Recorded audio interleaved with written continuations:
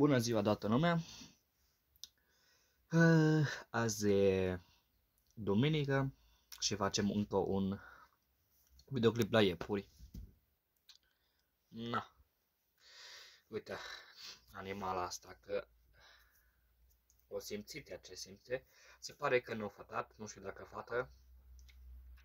Dar înainte de toate, vreau să-i mulțumesc lui domnul Nicolae pentru că am vorbit cu dânsul și că nu este ca niște lucruri. Și mai mult videoclipul ăsta vreau să-l arăt și să-l arăt lui. Și să vedem împreună dacă iepuroi casă la iepuroi sau nu. Plus celelalte iepuroi. Hai să vă arăt ce am făcut până atunci. Ok, ea a rămas aici. Am mutat containerul de acolo, l-am mutat aici. Am luat iepuroiul dintre ele și l-am băgat în lada asta de bine. Deci nu moare, deci nu vă gândiți la prostii. Dar înainte de toate o să băgăm pe ea prima acolo la el. Și să vedem ce o să iasă. Și în cazul în care stă, eu aș spera să o pot scoate la timp înainte să-mi iau ăsta iepuroiul. Deci iepuroaiele le-am mai băgat azi dimineață și cam știu ce e cu ele, dar vi le mai bag și vouă să vedeți. Că de-aia fac videoclip. Că normal eu nu prea fac videoclipuri din astea în care oi Maica Domnului că e grea cât o vacă. Nu, deci așa iepure mai mare ca ăsta n-am avut până acum. Să sperăm că nu. Oi. Ce-o ridicat coada. Bă, dar ăsta e tâmpit. Îl bate iepuroica. Aolo. Da, ce faci, mă?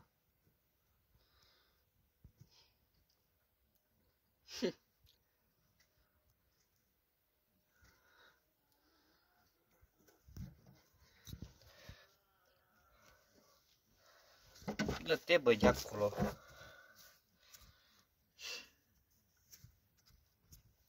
Să mi-l castreze, fii atent. Bă, tu le, Doamne.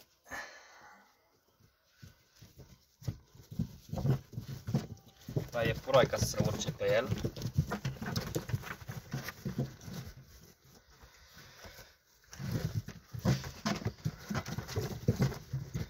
Pentru că e... Hai că pun un pic pe pauză și rezolvăm un pic aici, pentru că nu e cam ok. Sau?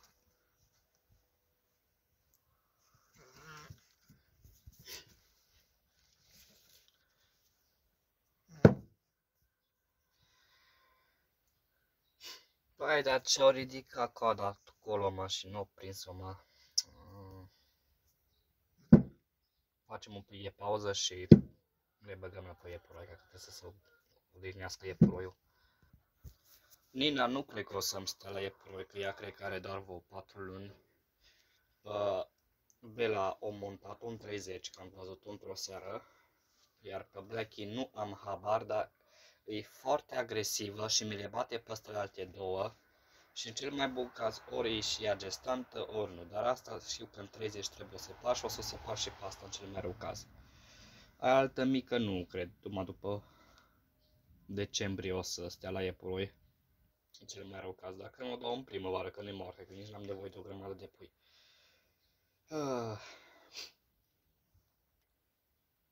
Iepuroiul gâfâie. Deci, na. Mai face și urât și azi dimineață m-o dat să mă și muște pe lângă asta.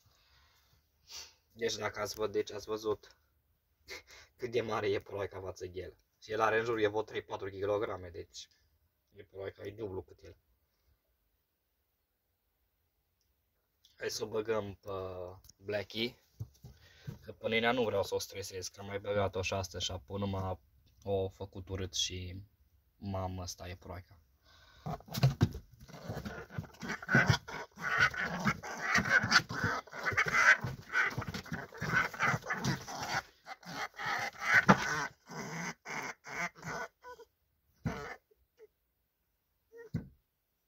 No, aici ce ar trebui să înțeleg din prostia asta? Da, e clar, nu vrea iepuroica, mi-l bate.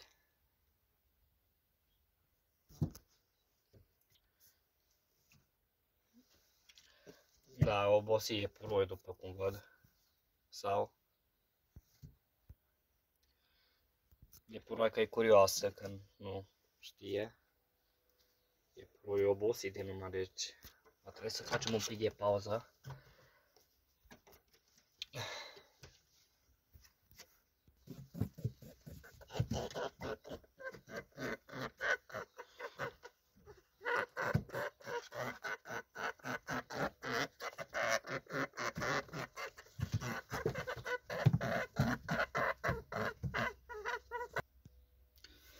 Deci, ați văzut că nu a vrut nici Bela să stea la el.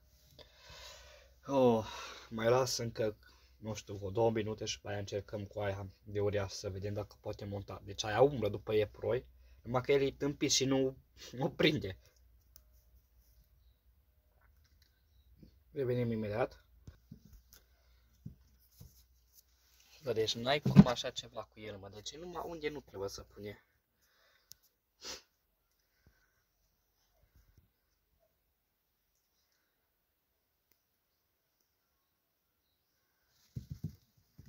Și are o să se bată.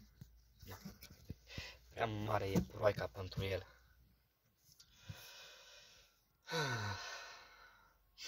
O să fie o aventură cu ăștia doi, sincer.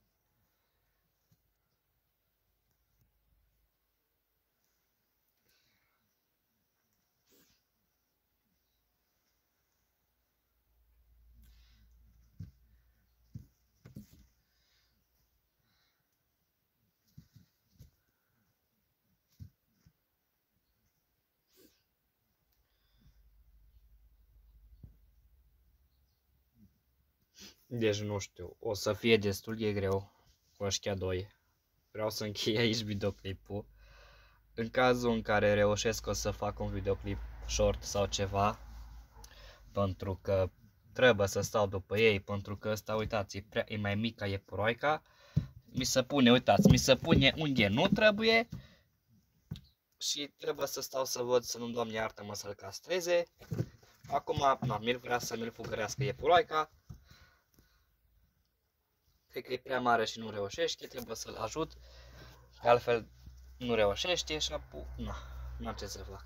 Deci, uitați, nu ridic, acum e proica goda, pe ce-am rezolvat?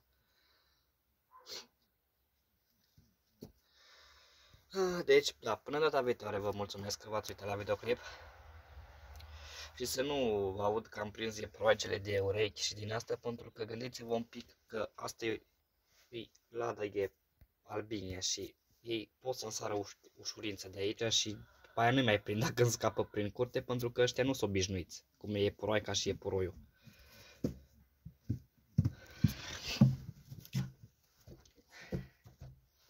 O, Doamne, Maica Sfântă, ne auzim cu bine.